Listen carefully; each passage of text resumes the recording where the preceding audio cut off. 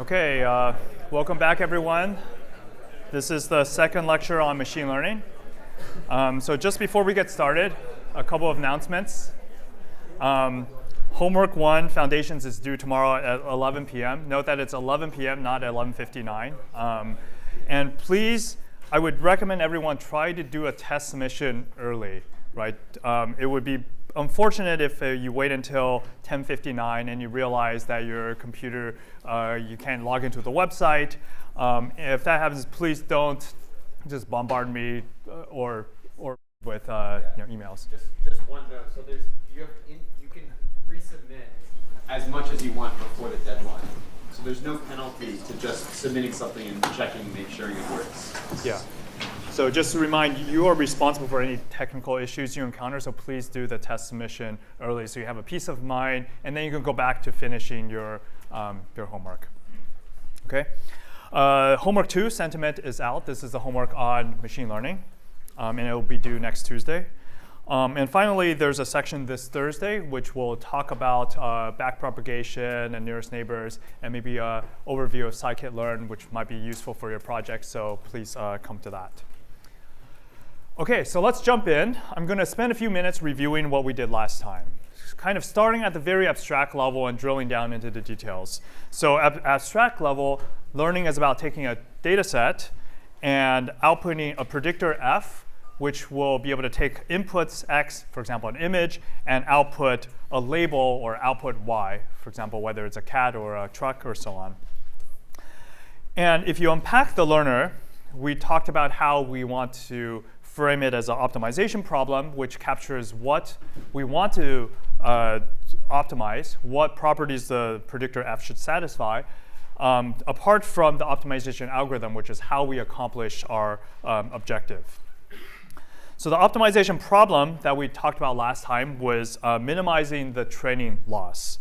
And in symbols, this is the training loss, which depends on a particular weight vector, is the average over all examples in a training set of the loss of that particular example with respect to the weight vector w. Okay, and we want to find the w that minimizes the training loss. So we want to find the single w that makes sure on average all the examples have low loss.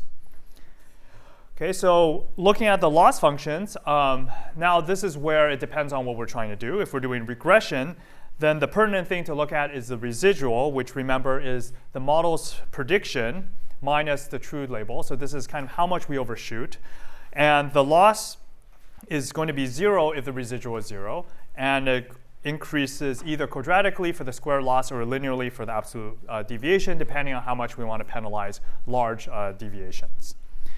For classification, or binary classification more specifically, the pertinent quantity to look at is the margin, which is the score times the label y, which remember is +1 or -1. So the margin is a single number that captures how correct we are. So large margin is good. In that case, we obtain either a 0 or near 0 loss. And margin less than 0 means that we're making a mistake. So the 0 on loss captures that we're making a mistake of a loss 1.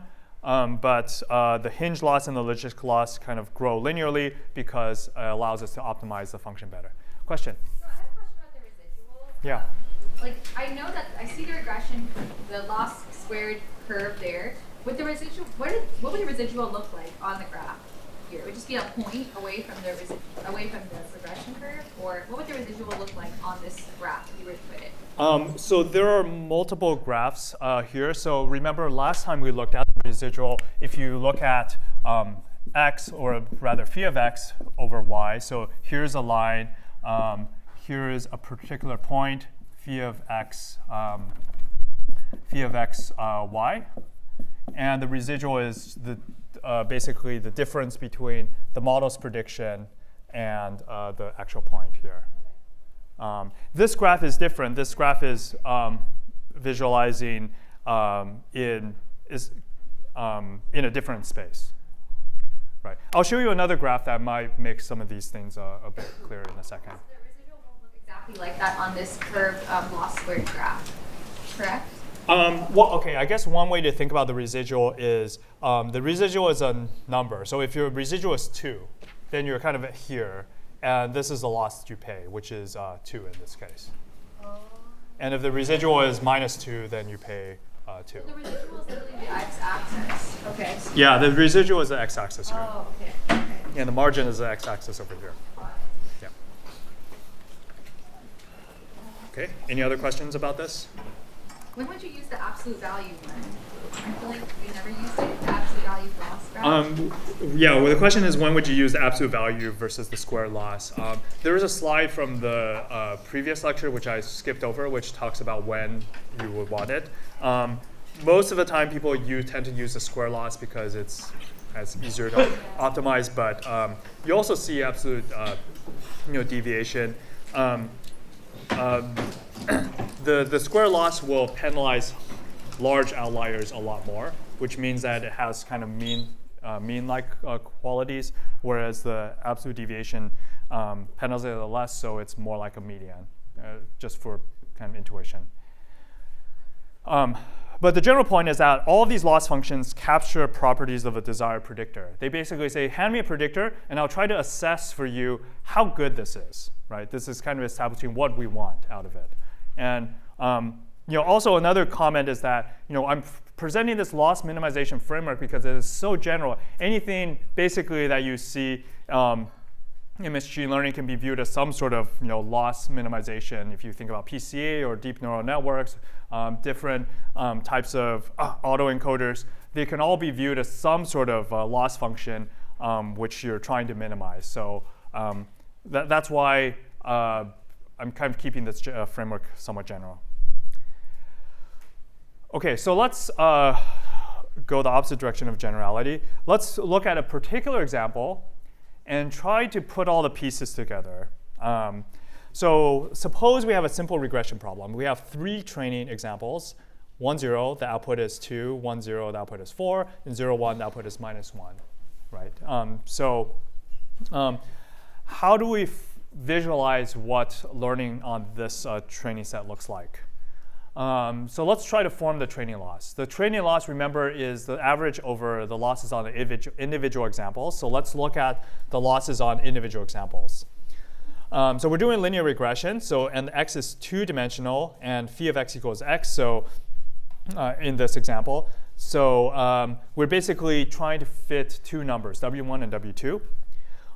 So if you plug in these values for x and y into this loss function, then you get the following quantities. So the dot product between w and x is just w1, right? Because x2 is 0. And you minus 2, and you square it because we're looking at the square loss. The same thing for this point. Instead of 2, you have a 4.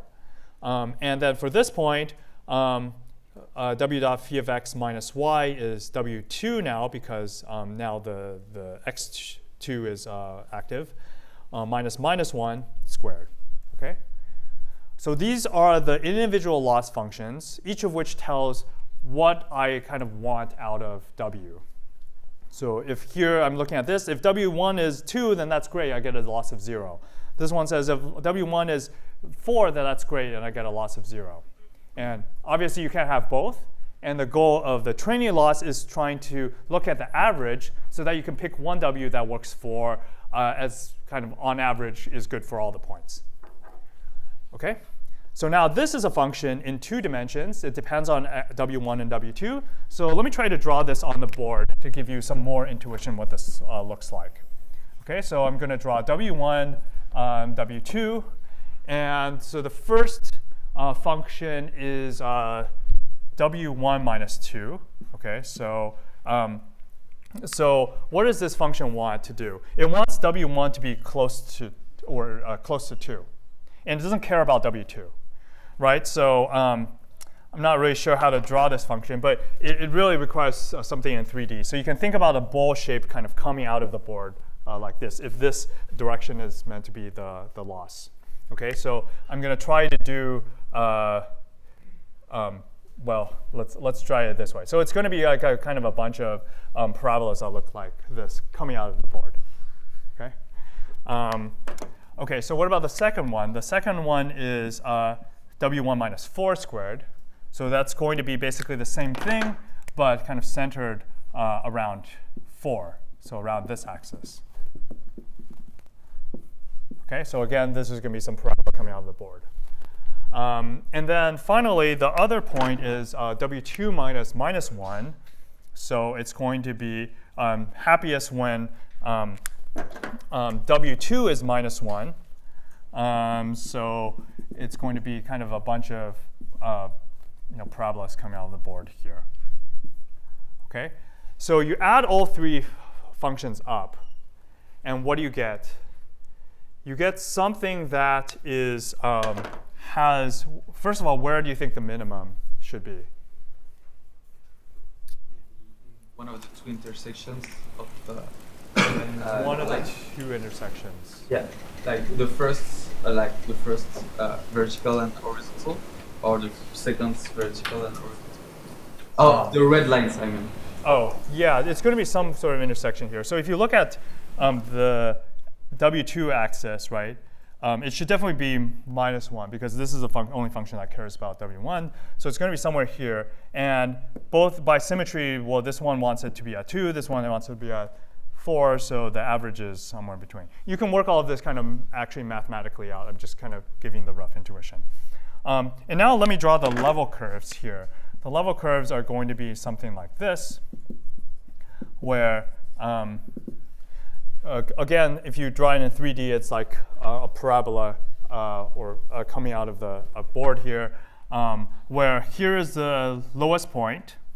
And as you venture away from this point, your loss is going to increase. Right? OK? Yeah? Can you explain how you got the middle again? Like the center point? How do I get this middle point? So one way is that if you add these two functions up and kind of just plot it, it turns out to be at 3. Intuitively, the square loss when you average, it acts kind of like a mean. So kind of, it's going to be somewhere in between. This is also related to one of the homework problems, so hopefully you'll have a better appreciation for that. OK, so I guess, yeah, question. Once we have the 3, how do we merge it with the -1 as well? Do we need to do another addition? So the question is, once we have the 3, how do you merge it with a -1? So the 3 is regarding W1, and the -1 is regarding W2. So you just add them together. They kind of don't. In this particular example, they don't interact. In general, they will. I'm still really confused with this example. Could you quickly summarize exactly what's going on with this example? Yeah, so this plot shows for every possible wave vector, W1, W2, you have a point. And the amount that the function comes out of the board is the loss, right? And the loss function is defined in the slides right there. And all I'm doing is trying to plot this loss function. Okay, so the intersection of the W1 and W2 points, the loss will be coming out of the board. And we're plotting. Yes? No? So unfortunately, it's hard to kind of draw in 3D here. So Okay. what I'm trying to do here is taking each of the pieces and trying to explain what each piece is trying to do. All right. Yeah. Okay. So in general, the training loss, you don't have to think about kind of how exactly it composes the individual losses. This is probably as complex of an example we'll have to we'll get to try to understand it. But this kind of gives you an idea of how you connect these pictures where you see kind of these parabolas with the picture which is actually the training loss. Okay, but for now, let's assume you have the training loss. It's a function of the parameter. It's some function. And how do you optimize this function? So you do some sort of gradient descent. So last time we talked about how you can just do vanilla gradient descent where you initialize with 0, and then you compute the gradient of the entire training loss, and then you update once. And the problem with that is computing the gradient requires going through all the training examples, and if you have a million training examples, that's really slow. So instead, we looked at stochastic gradient descent, which allows you to pick up an individual example and then make a gradient step right away. right? And empirically, we saw in code how it can be a lot faster. Of course, there are cases where it can also be less stable. So there's kind of in general going to be some trade-off here. But by and large, stochastic gradient descent, it kind of really dominates machine learning applications today because there's the only way to really kind of scale to large data sets. OK, yeah. Is there any other benefit of stochastic gradient descent over gradient descent? So apart from being able to scale up, is there any advantage of stochastic gradient descent? Besides computation, another advantage might be that your data might be coming in an online fashion, like over time, and you want to update kind of on the fly. So there are cases where you don't actually have all the data at once. OK, so that was a quick overview of the general concepts. Now, to set the stage for what we're going to do in this lecture, I want to ask you guys a following question. So can we obtain decision boundaries? Remember, a decision boundary is the kind of line that, or the curve that separates the region of the space which is classified positively versus negatively. Can we obtain decision boundaries which are circles by using linear classifiers? OK, so does that make sense? So we want to get something like this, where you have, now we're going into phi1 of x, phi2 of x. And we want decision boundaries that look like this, where you classify maybe these as positive and these as negative. OK, is that possible? Yeah. If you like take the square of those inputs, then you get something which would be linear. You get like a line. Yeah, OK. So you're saying yes? Yeah. OK. But not really. OK. OK, well, there was a punchline there. So it turns out that you can actually do this, which maybe on the surface seems kind of surprising, right? Because we're talking about linear classifiers. But as we'll see, it really depends on what you mean by linear classifiers. And hopefully that will become clear soon. OK, so we're going to start by talking about features, which is going to be able to answer this question. Then we're going to shift gears a little bit and talk about neural networks, which is, in some sense, an automatic way to learn features. And we're going to show you how to train neural networks using backpropagation, hopefully without tears, and then talk about nearest neighbors, which is another way to get really expressive models, which is going to be much simpler in a way. OK, so recall that we have the score. So the score is a dot product between the weight vector and a feature vector. And the score drives prediction. So if you're doing regression, you just output the score as a number. If you're doing classification, binary classification, then you output the sign of the score. And so far, we've focused on learning, which is how you choose the weight vector based on a bunch of data and how you optimize for that. And so now what we're going to do is focus on phi of x and talk about how you choose these features in the first place. And this actually feature engineering, feature extraction is such a really critical, important part of kind of a machine learning pipeline, which often kind of gets neglected. Because when you take a class, you're saying, OK, well, there's some feature vector, and then let's focus on all these algorithms. But whenever you go and apply machine learning in the world, feature extraction turns out to be kind of the main bottleneck.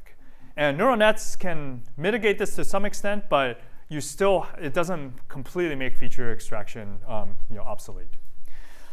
So recall that a feature extractor takes an input, such as the string, and outputs a set of properties which are useful for prediction.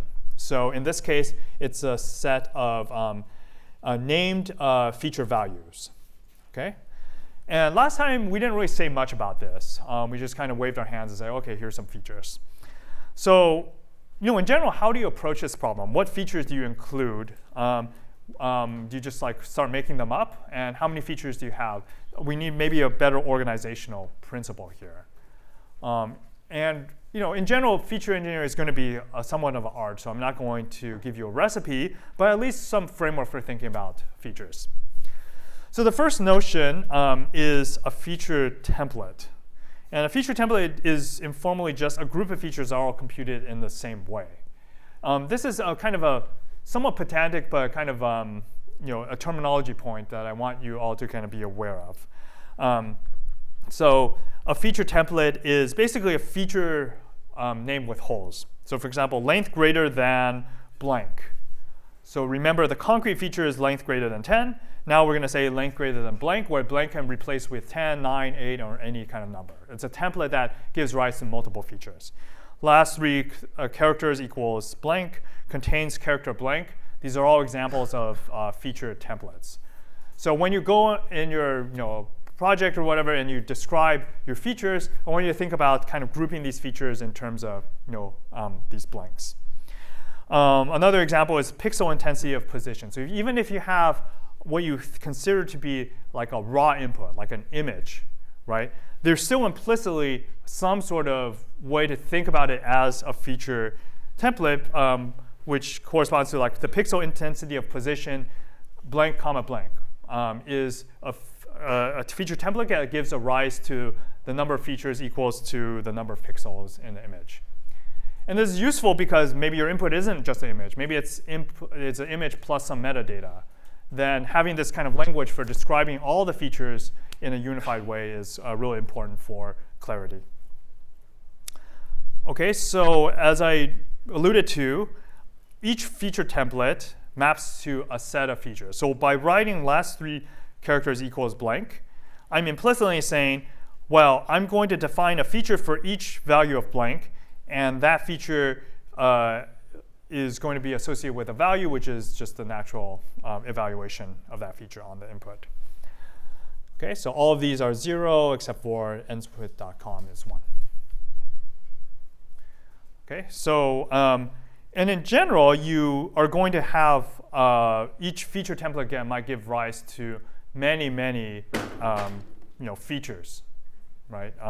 The number of possible three-letter character is some number of characters to the cube, which is a large number.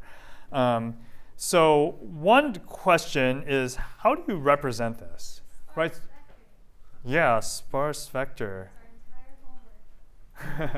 Yeah, good answer. So mathematically, it's really useful just think about this vector as a d-dimensional vector, right? Just d numbers just laid out, right? And because that's mathematically convenient. But when you go to actually implement this stuff, you might not represent things that way. In particular, what are the ways you can represent a vector? Well, you can say, I'm going to represent it as an array, which is just this list of numbers that you have. But this is inefficient if you have a huge number of features. But in the cases where you have sparse features, which means that only a very few of the feature values are non-zero, then you're better off representing it as a map, or in Python, a dictionary, which you specify the feature name is a key, and the value is the value of that feature, right? And all the homework 2 will basically work in this sparse feature framework. And just a kind of a note, a lot of especially in NLP and when you have discrete objects, traditionally it's been common to use kind of these sparse feature maps. One thing that has happened with the rise of neural networks is that often you take basically your inputs and embed them into some sort of fixed dimensional vector space, and dense feature representations have been more dominant. But sparse features, if you want to use linear classifiers, is still kind of a good way to go. So it's important to understand this. OK, so now in sort of storing possibly a lot of features, now you just store the key and the value.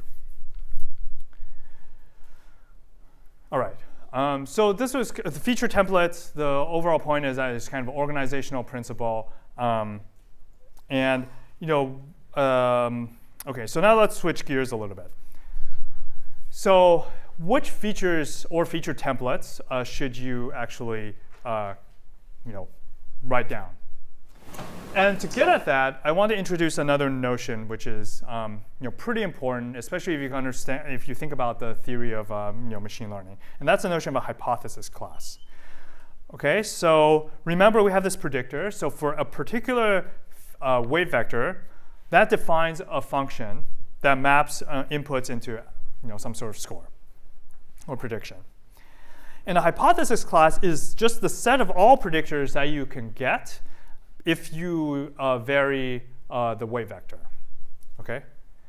So let me give you, I'm going to come back to this slide. Let me give you kind of an example here. So suppose you're doing regression, and you're doing linear regression in particular. So you're in one dimension, here is x, and here is I guess y. So if your feature map is just the identity, so maps x to x, then this notation just means the set of all linear functions like this. Then the set of functions you get, you can visualize as this, right? So you have one function here, and for every possible value of w1, you have a slope. You also have 0. These should all go through the origin. And so you have, these are your functions, right? So your hypothesis class F1 here is essentially all lines that go through the origin. Okay? So just want to think about when you write down a feature vector, you're implicitly committing yourself to saying, hey, I want to think about all possible predictors defined by this feature map. Okay, so here's another example. Suppose I define the feature map to be x comma x squared. Okay, so now what are the possible functions I'm going to get? So does anyone want to say read off this slide what it is? It's going to be all quadratic functions, right? Okay, so in particular, because I don't have a bias term, it's going to be all quadratic functions that go through the origin. So let me actually draw another. Ow. Okay.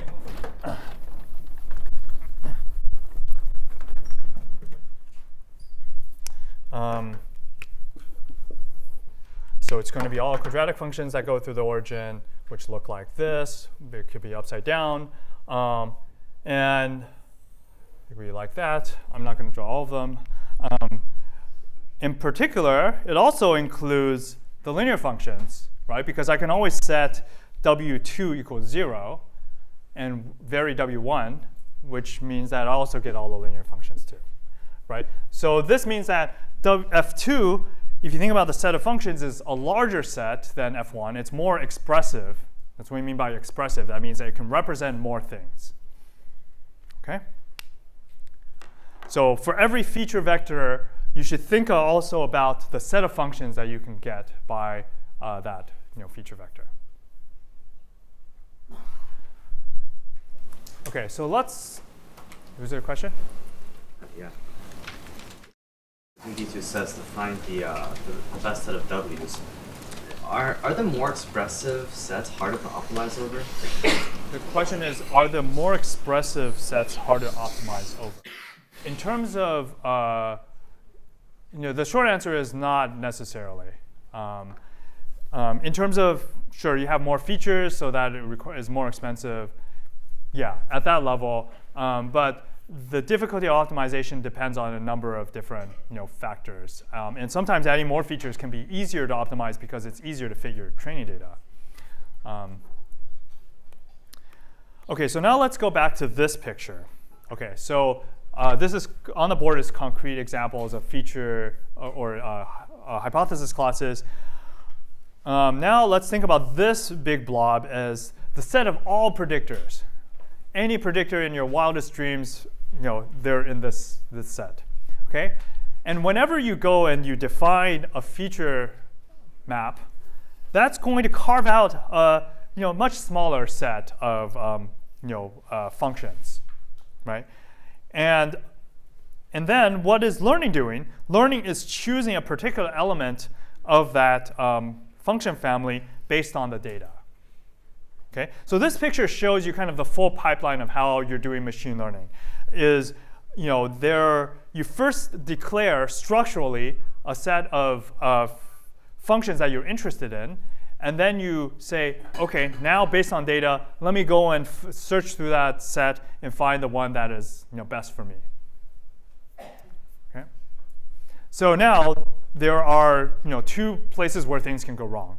Well, for feature extraction, maybe you didn't have enough features, so now your purple set is too small. Then no matter how much learning you do, you're just not going to get good accuracy, right?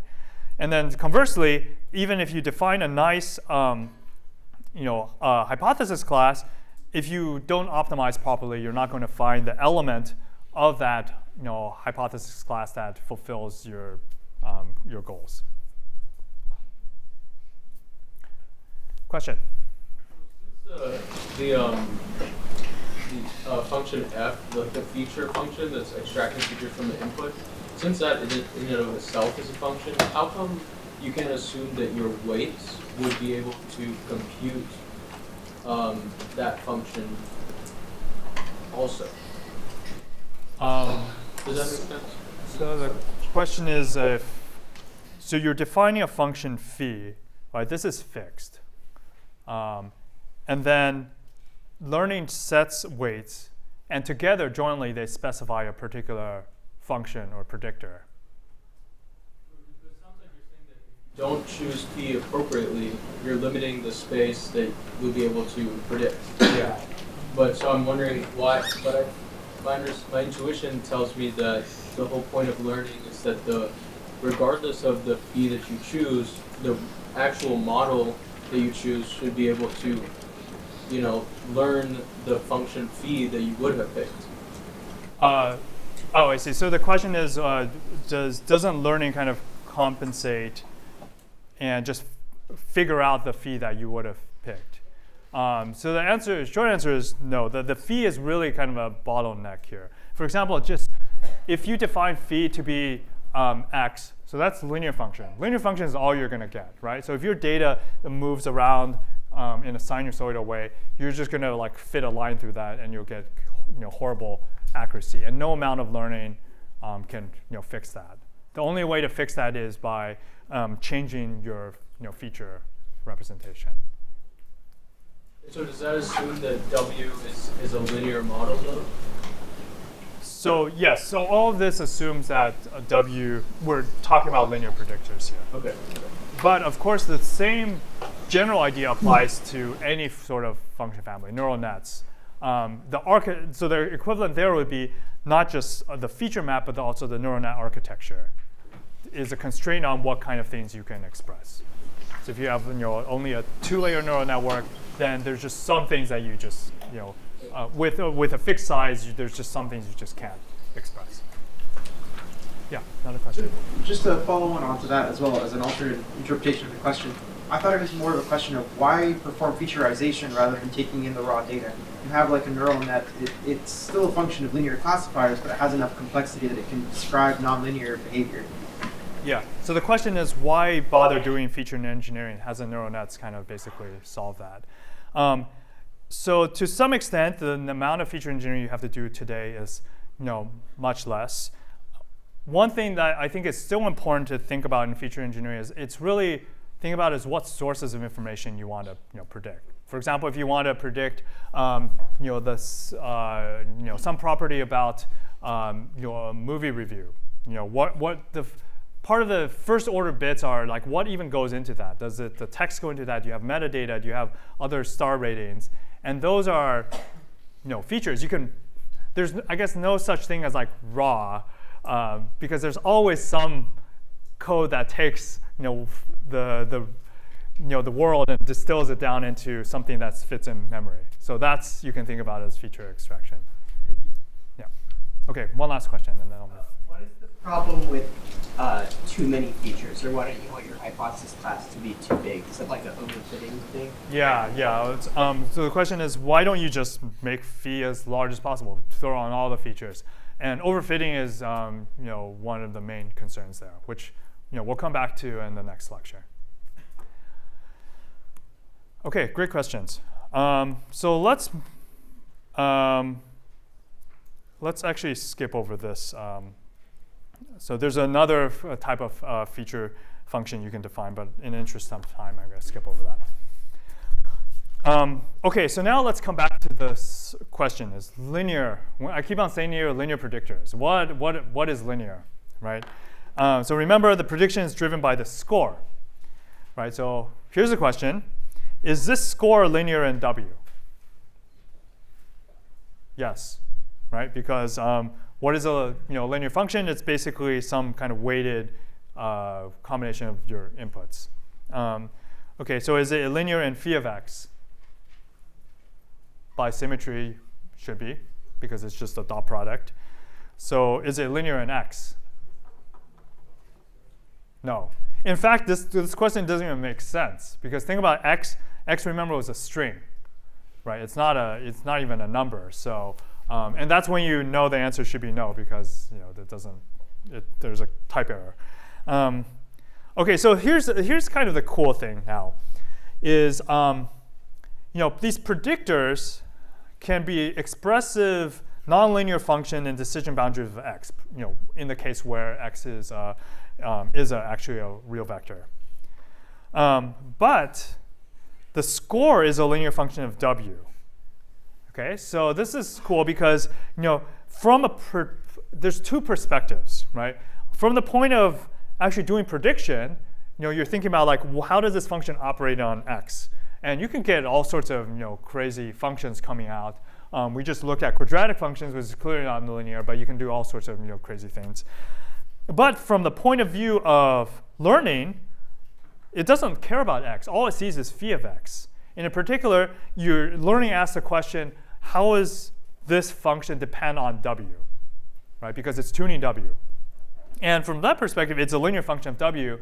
And for reasons I'm not going to go into, these functions permit efficient learning because the loss function becomes convex, that's all I'll say about that.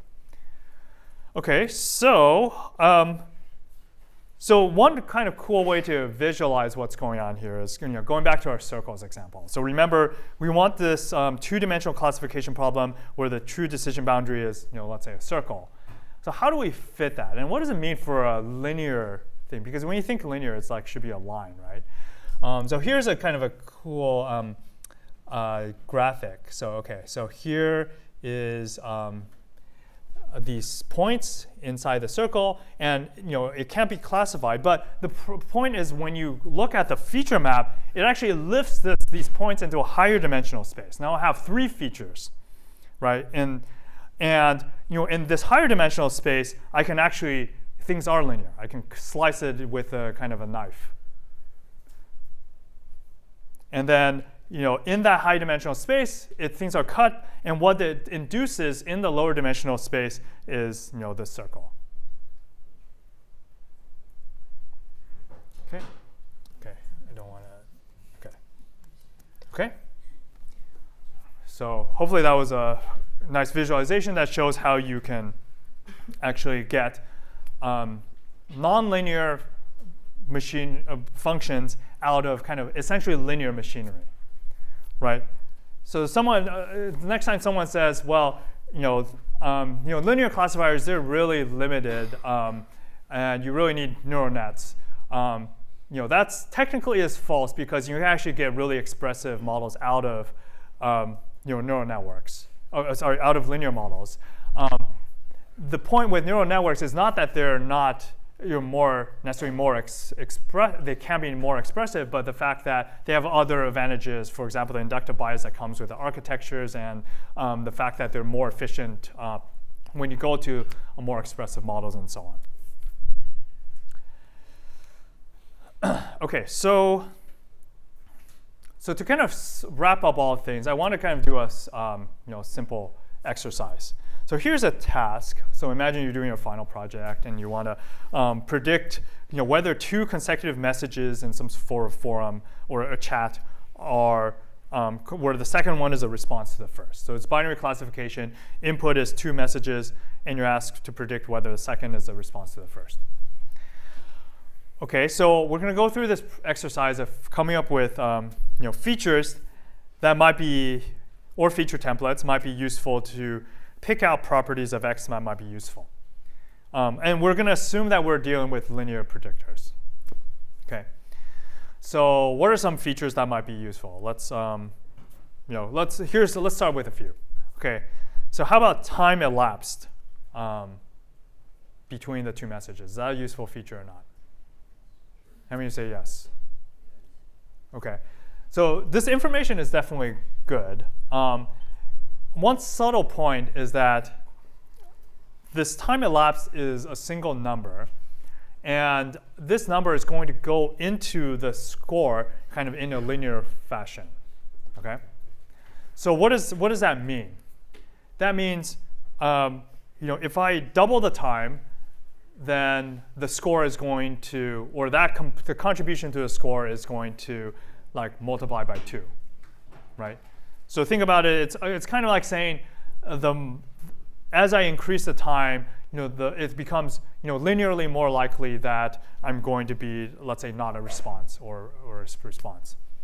So this is maybe kind of not what you want, because the difference from that perspective, like if the time elapsed is like a year, then that really kind of dominates the score function, and it's like way more likely that it's going to be a response than if it were like 1 minute, which is kind of not what you want.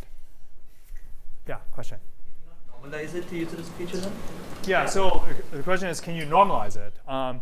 So you have to be careful with normalization. So if you normalize, let's say, the span of like over 1 year, now there's no difference between like 5 seconds and 1 minute, because everything gets squashed down to 0, right? So one way to kind of approach that is to discretize the features. So one trick that people often do is, if you have a numerical value which you really kind of want to treat kind of in a sensitive way, you can kind of break up it into pieces. So the feature template would look something like time elapsed is between blah and blah. So you can do things like, okay, is it between 0 seconds and 5 seconds? And is it between 5 seconds and like a minute? And between a minute and an hour and a year or something? And then after that, it doesn't matter. Because that will give you kind of more, it's more domain knowledge that tells you kind of what things to look out for. The difference between, let's say, a year and a year plus 2 seconds is really, it doesn't matter, right? Whereas the difference between 1 second and 5 seconds might be significant. So this is all a long way of saying, if you're using linear classifiers, or even if you're using neural networks, I think it's really important to think about how your raw features are kind of entering the system, and think about like, if I change this feature by like scaling it up, does the prediction change in a way that I expect? Yeah, question? So if we approve that second feature right there, what prevents us from having, let's say, if we had an example of from 0 to 5 seconds, and then from 30 to 40 seconds, and then so on. What prevents us from having just the entire line? Yeah, so the question is, like, if you have every possible range, isn't that like an infinite number of features? So there's 2 answers to that. One is that even if you did that, you might still be okay, because there's probably some, if you think about like discretizing the space of, here is your time elapsed, and you're basically saying, for every bucket, I'm going to have a feature.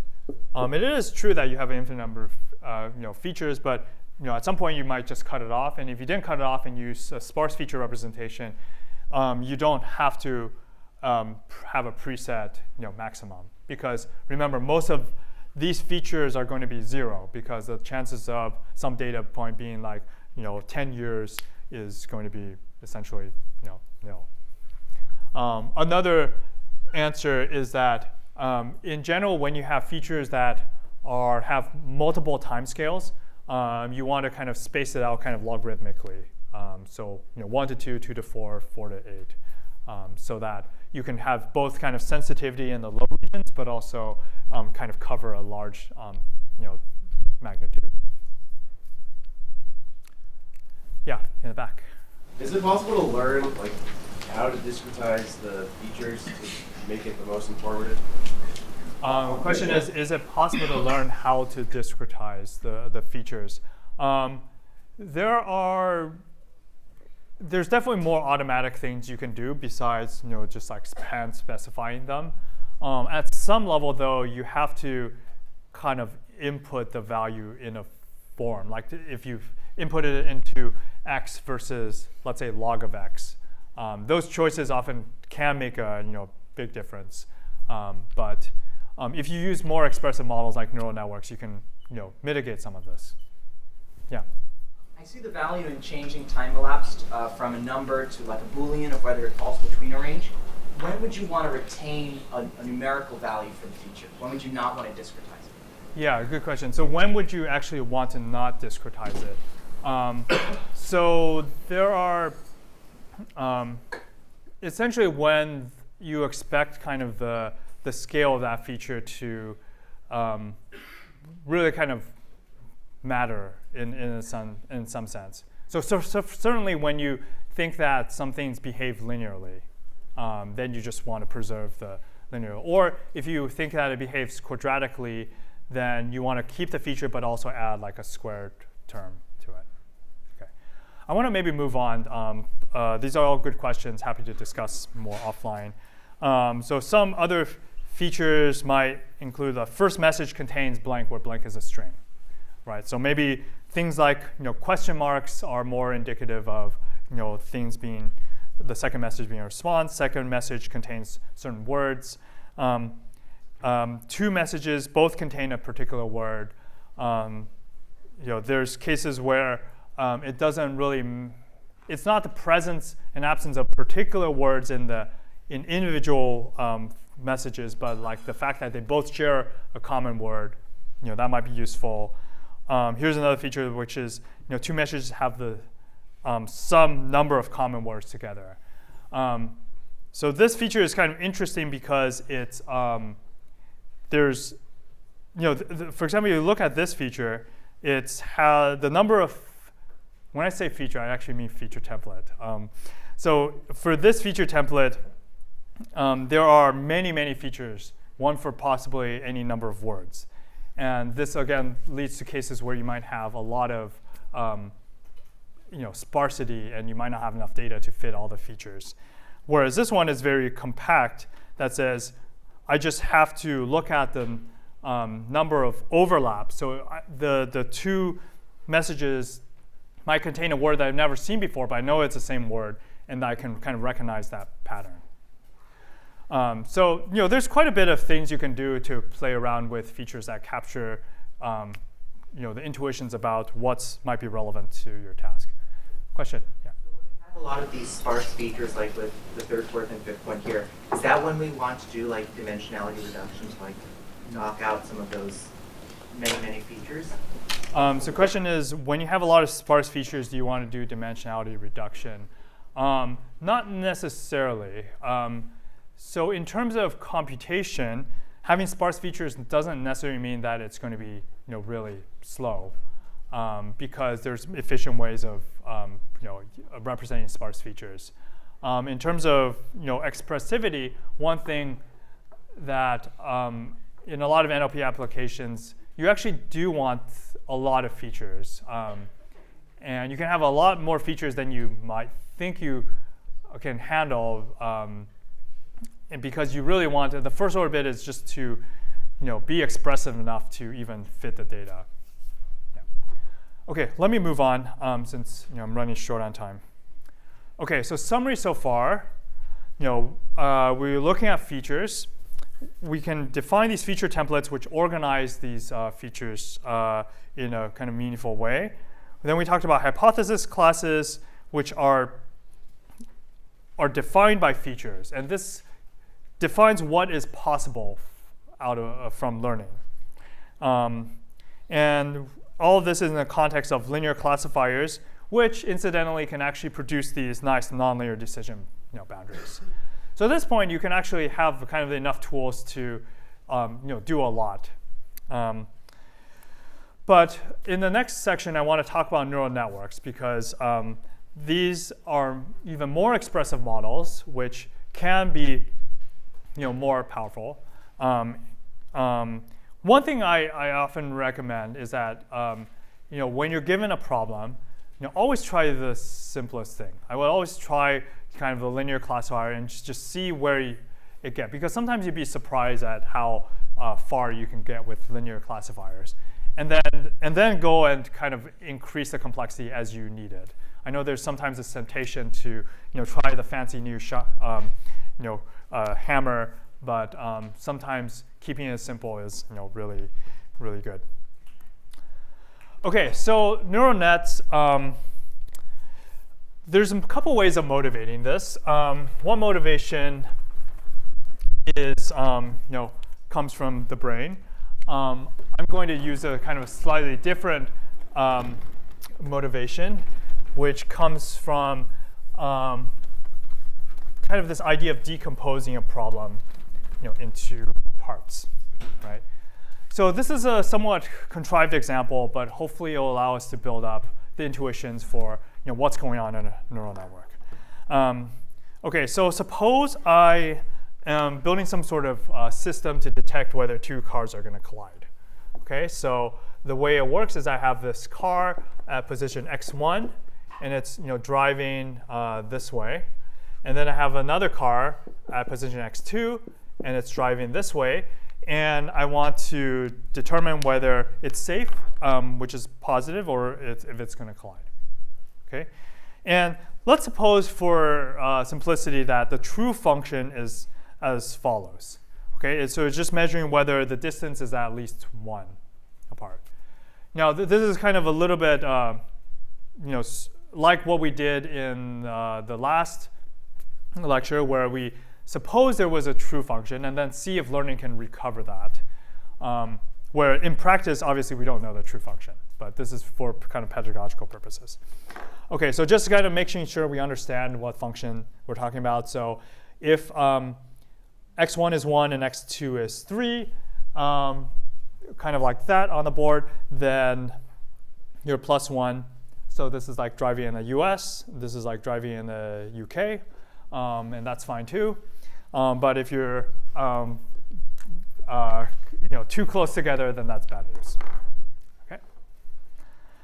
All right. So let's think about decomposing the problem, right? Because if you look at this, this could be a kind of a complicated function. But let's try to break it down into kind of linear functions, right? Because at the end of the day, neural networks are just a bunch of linear functions with which are stitched together with some non-linearity. So like there are kind of linear components that are critical to neural nets.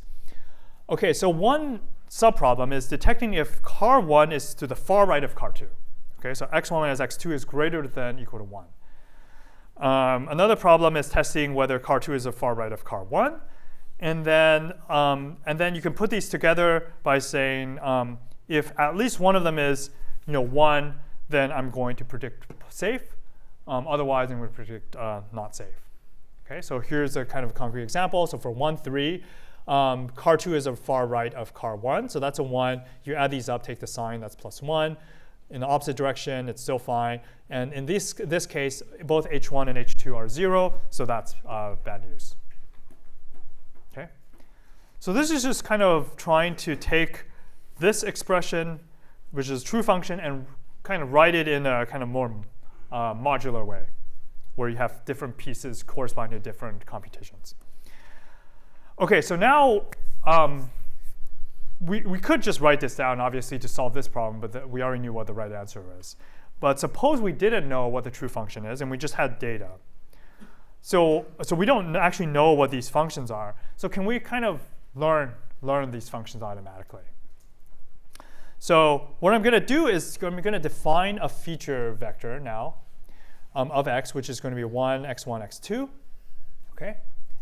And then I'm going to rewrite this intermediate subproblem as follows. So x1 minus x2 greater than 1 is going to be represented as this vector v1 dot v of x, where v1 is minus 1 plus 1 minus 1. So if you pause for a second, you can verify that this is x1 minus x2 greater than equal to 1. Okay, so this is just another way of writing what we wanted in terms of this dot product, and you can see kind of how this is maybe moving more towards something that looks more general. Yeah. Why is there a 1 defined? So the question, why is there's this 1 here? So this 1 typically is known as a bias term, which allows you to not just threshold on 0, but threshold on kind of any arbitrary number. So in the linear classifiers that I've talked about, I've kind of swept this under the rug. Generally, you always have a bias term that allows you to kind of modulate how likely you're going to predict 1 versus minus 1. Okay, so you can also do it for H2. It's the same thing, but just switching the roles of x1 and x2. And now for the final sign prediction, you can write it as follows. Now these are just weights on H1 and H2. Okay, so now here is the kind of the punchline is for a neural network, we're just going to leave v1, v2, and w as unknown quantities that we're going to try to fit through training. Right? We motivated this problem by saying, okay, in this case, there's some choice of v1, v2, w that works, but now we're kind of generalizing. If we didn't know these quantities, we just leave them as variables, and we can actually still fit these parameters. Okay, so before we were just tuning w, and now we're tuning both v and w. V specifies the choice of the hidden problems that we're interested in, and w governs how do we take the results of the hidden problems and come to a final prediction. Okay, so there's one problem here, which is that if you look at the gradient of h1 with respect to v1, it happens to be 0. Okay, so if you look at the horizontal axis is v1 dot phi of x, and the vertical axis is h1. That function looks like the step function, right? Because the indicator function of some quantity greater or equals 0, it's 1 over here, 0 over here. And remember, we don't like 0 gradients because SGD doesn't work. So the solution here is to take some sandpaper and you sand down this function to smooth it out, and then you get something that is differentiable. So the logistic function is this function, which is a smoothed out version of this, which rises slowly. It doesn't hit 1 or 0 ever, but it becomes extremely close, but it kind of goes up in the middle. And you can think about this as a differentiable, or I guess a smooth version of the step function. Okay, so it kind of behaves and looks like the step function. It serves kind of the same intuition that you're trying to test whether some quantity is greater than 0, but it doesn't have 0 gradients anywhere. Okay, and you can double check if you take the derivative, then this is actually has this kind of really interesting and nice form, which is the value of the function times 1 minus the value of the function. And the value of the function never hits 0, so this quantity never hits 0. Okay, so now we can define neural nets in contrast to linear functions. So remember, in linear functions, we can visualize it as inputs go in, and each of the inputs gets weighted by some w, and you get the score. Okay, so this is what a linear function looks like. Now, neural networks with one hidden layer and 2 hidden units, 1, 2, looks something like this, where you have these intermediate hidden units, which are the sigmoid function applied, or logistic function in this case, to be concrete, applied to this wave vector Vj times phi of x. So h1 is going to be taking the input, multiplying by a vector, and you get some number here.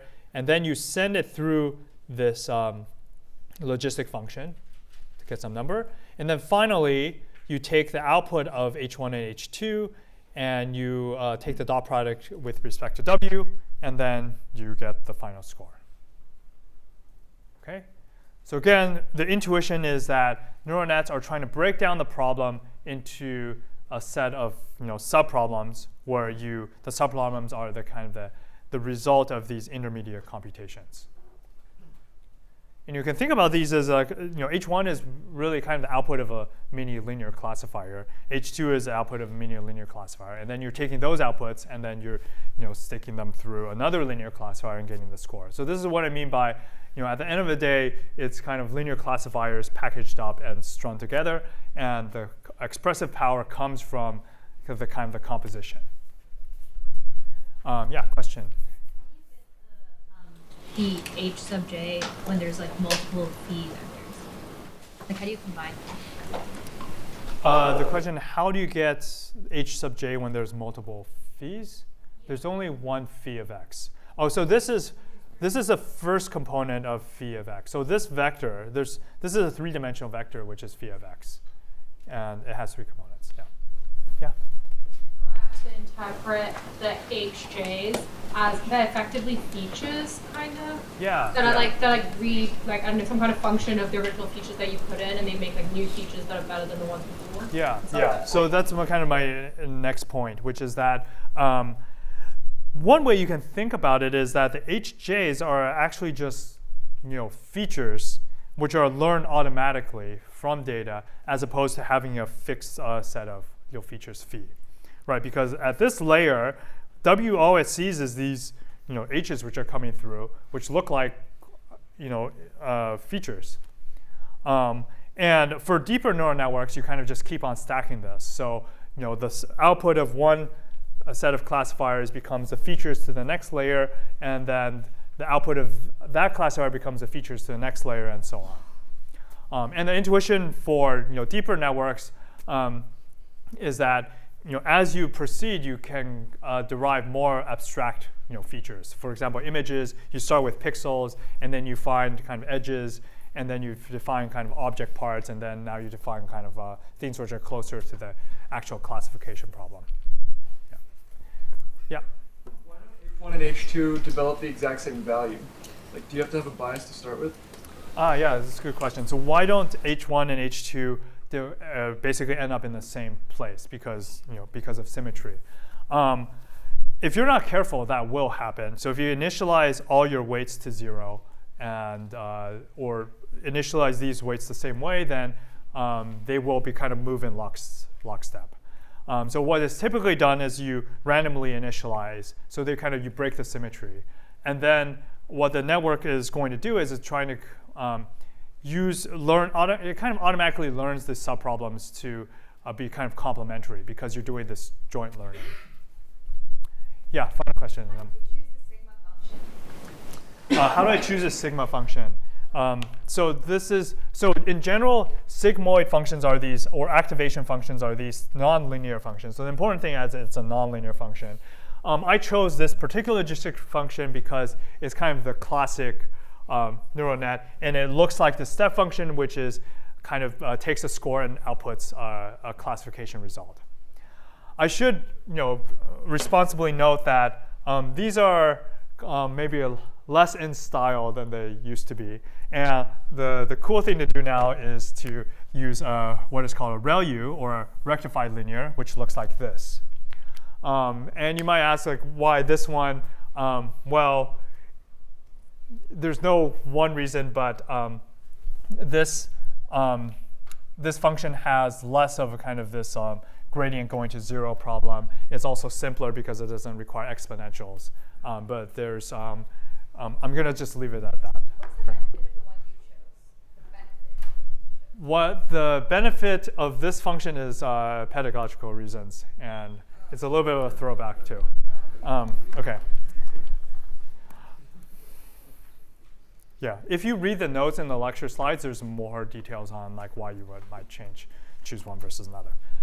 Okay, so now we're kind of ready to do neural net learning, right? So, okay, remember we have this optimization problem. It's a training loss. Now it depends on both V and W. And the training loss, remember, is the average over the losses of individual examples.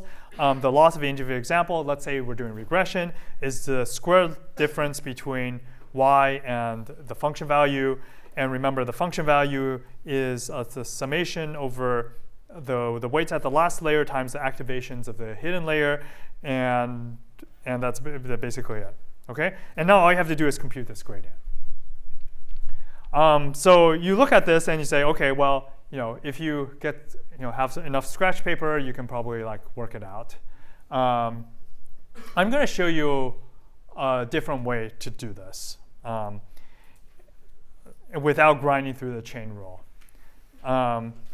So this is going to be based on the computation graph, which will give you more additional insight into the kind of the structure of computations and visualize what it means.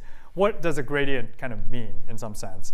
And it also happens that this computation graphs is really at the foundation of all these modern deep learning frameworks like TensorFlow and PyTorch. So this is a real thing. It turns out that when I've taught this, many people still kind of prefer to grind out the math.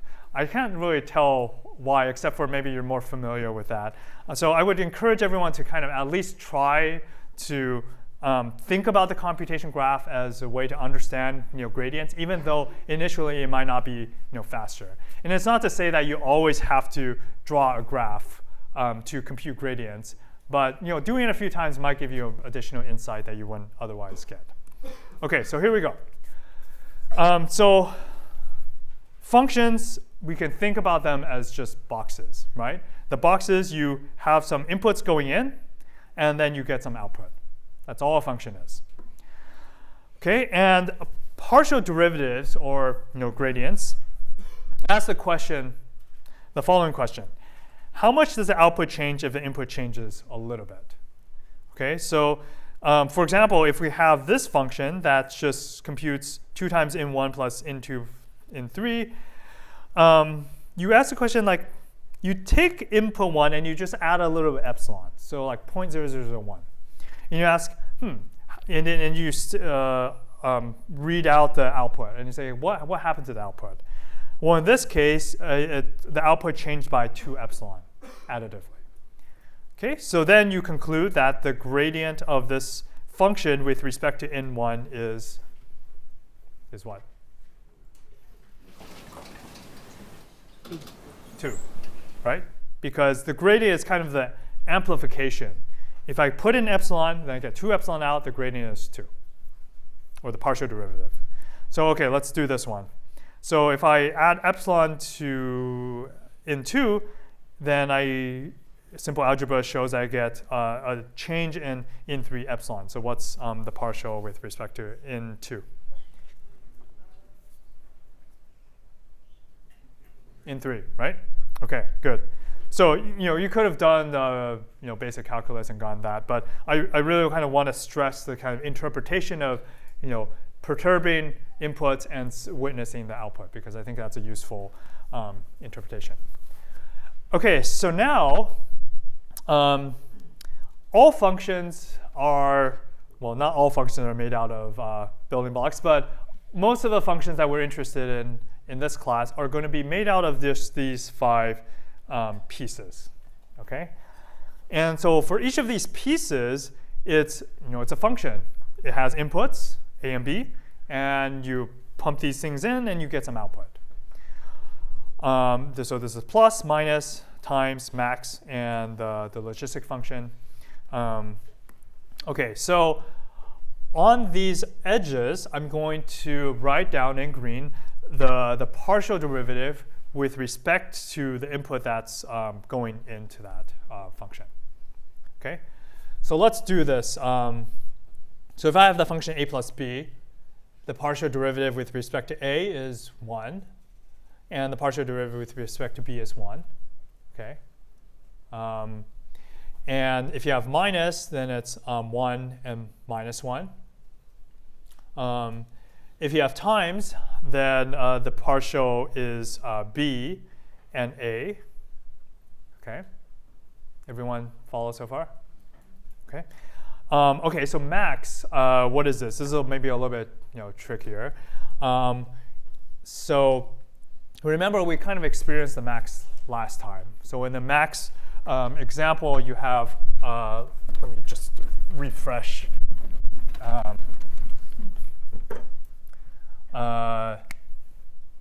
So remember, last time we saw the max in the context of the hinge loss, right? So you have the max of these two functions, which is this, which means that let's say one is a and the other is b. So if a is greater than b, then then we need to take the derivative with okay, let me do it this way. Okay, ignore that thing on the board. So I just have max a of b. Okay, so suppose a is 7 and b is 3.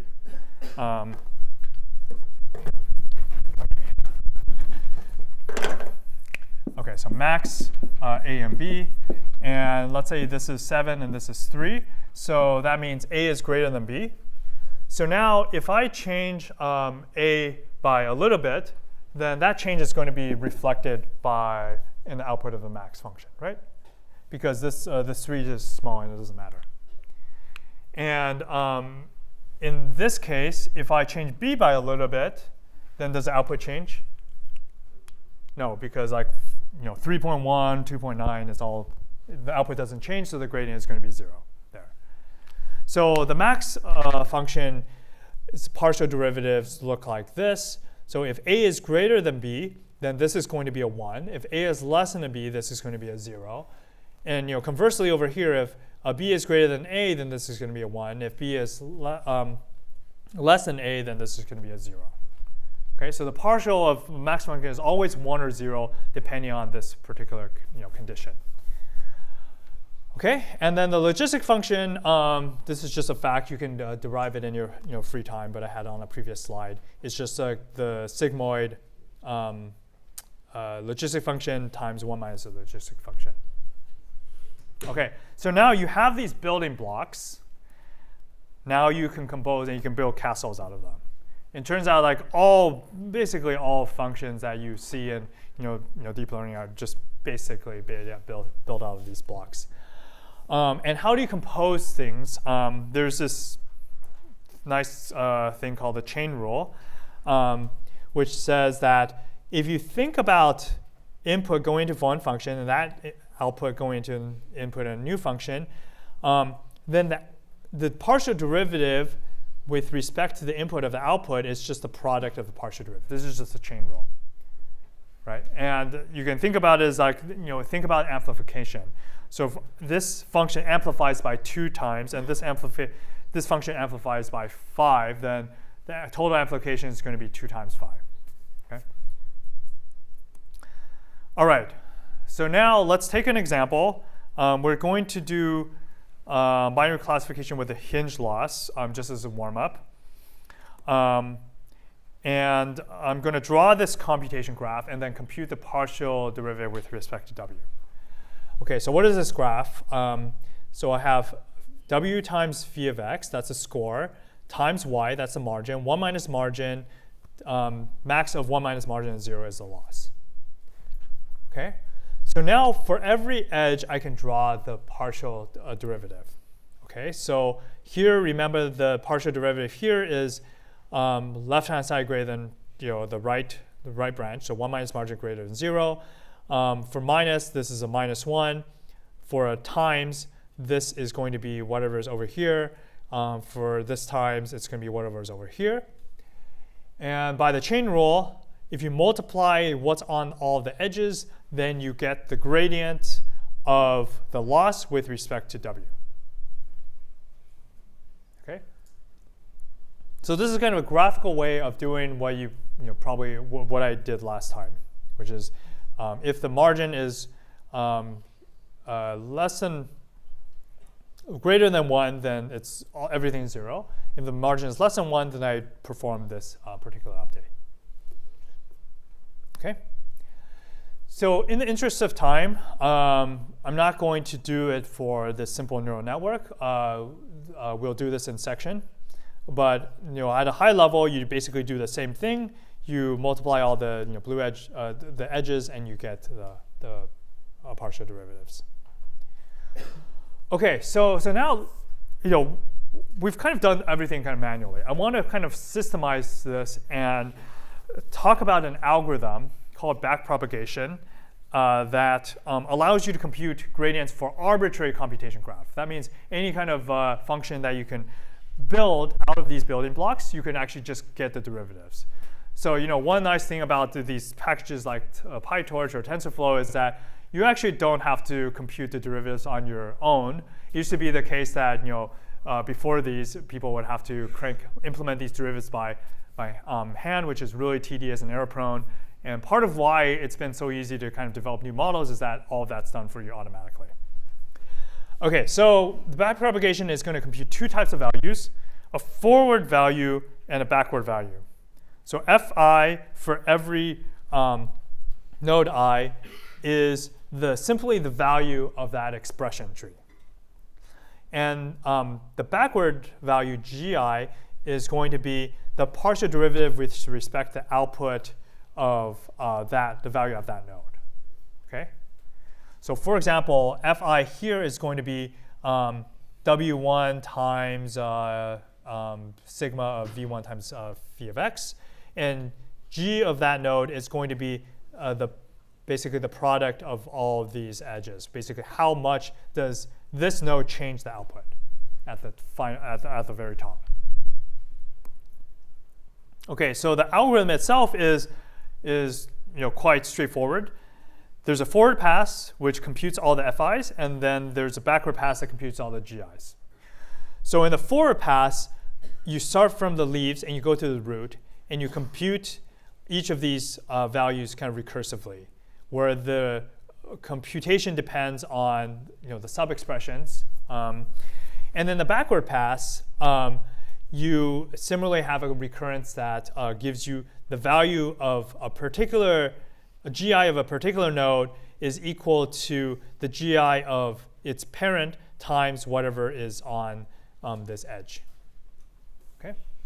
So it's like you take a forward pass, you fill in all the FIs, and then you take a backward pass and you fill in all the GIs that you care about. Okay. All right, so a section will go through this in detail. I realize this might have been a little bit quick. One quick note about optimization is that now you have all the tools that you can do. You can run SGD on it, which doesn't really care about whether what the function is. It's just like a function. You can compute the gradient, and that's all you need. But one kind of important thing to note is that just because you can compute a gradient doesn't mean you optimize the function. So for linear function, it turns out that if you define these loss functions on top, you get these convex functions. So convex functions are these functions that you can hold in your hand, and they have one global minimum. And so if you think about SGD, it's going downhill. You converge to the global minimum, and you solve the problem. Whereas neural nets, it turns out that the loss functions are non-convex, which means that if you try to go downhill, you might get stuck in local optimum. And in general, optimization of neural nets is hard. In practice, people somehow manage to do it anyway, and it works. There's a gap between theory and practice, which is active area of research. Okay, so in 1 minute, I'm going to do nearest neighbors. It will actually be fine because nearest neighbors is really simple. So you can do it in 1 minute. So here it goes. So let's throw away everything we knew about linear classified neural nets. Here's the algorithm. Training is you store your training examples. That's it. And then the predictor of a particular example that you get is you're going to go through all the training examples and find the one which is closest, has the input which is closest to your input, x prime, and then you're just going to train. You're going to return y.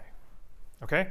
So in the intuition here is that similar examples, similar inputs should get similar outputs. Okay. So here's a pictorial example. So suppose we're in 2 dimensions and you're doing classification, and you have plus over here. Let's do this plus, and you have a minus here. Okay. So if you are asking what is the label assigned to that point, it should be plus, because this is closer. Should be minus. This region should be minus. This should be plus. And one kind of cool thing is that where's the decision boundary? So if you look at the point that's equidistant from these and draw a perpendicular, that's the decision boundary there. Same thing over here. So you have basically carves out this region where this is minus and everything here is plus. Okay. In general, this is what I've drawn is an instance of a Voronoi diagram, which, if you were given a bunch of points, they define regions of points which are closest to that point, and everything in a particular region, like this yellow region, is assigned the same label as this point here. And this is what is called a non-parametric model, which means that the number, it doesn't mean that there's no parameters. It means that the number of parameters is not fixed. The more points you have, the more kind of each point is its own parameter. So you can actually fit really expressive models using that. It's very simple, but it's a kind of computationally expensive because you have to store your entire training examples. Okay, so we looked at 3 different models, and there's a saying that, well, I guess in school there's 3 things: study, sleep, and party, or something, and you have to only pick 2 of them. Well, so for learning, it's kind of the same. It can either be fast to predict for linear models and neural nets. It can be easy to learn for the linear models and nearest neighbors, or it could be powerful, for example, like neural networks and nearest neighbors. But there's always some sort of compromise, and exactly what method you choose will depend on kind of what you care about. Okay, see you next time.